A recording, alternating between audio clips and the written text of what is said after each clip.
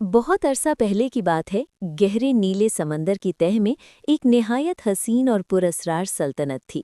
इस सल्तनत का नाम आबे नूर था। यहाँ हर तरफ चमकदार क्रिस्टल्स और रंग बिरंगी मूंगे की चट्टानें थीं, जो अंधेरे में भी रोशनी बिखेरती थीं।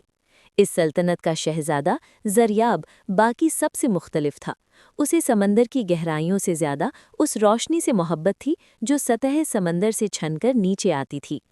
एक दिन जब ज़रयाब अपनी सल्तनत के सबसे पुराने हिस्से में घूम रहा था, उसे एक ऐसी जगह मिली जहां हज़ारों की तादाद में चांदी जैसी मछलियां एक मखसूस सिमत में तैर रही थीं।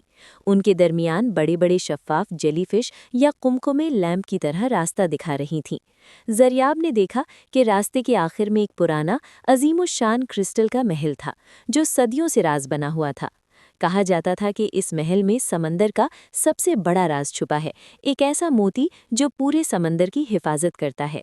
महल के दरवाजे पर पहुंचते ही एक अजीब सा तूफान उठा, लेकिन ज़रयाब डरा नहीं। उसने अपनी दोस्ती और मोहब्बत का हाथ बढ़ाया तो वहां मौजूद जेलीफिश ने उसे रास्ता दे दिया। महल के अंदर दाखिल होते ही उसे एहसास हुआ कि समंदर की असली ताकत जंगो-जदल में नहीं, बल्कि तमादन और मिलजुल कर रहने में है। ज़रयाब ने उस दिन से ये फैसला किया कि वो सिर्फ एक शहजादा नहीं, बल्कि समंदर की हर मखलूक का मुहाफिज बनेगा। आज भी कहते हैं कि जब समंदर की लहरों पर चांद की रोशनी पड़ती है, तो वो दरअसल शहजादा ज़रयाब के उसी क्रिस्टल महल की चमक होती है, जो सतह तक आती है।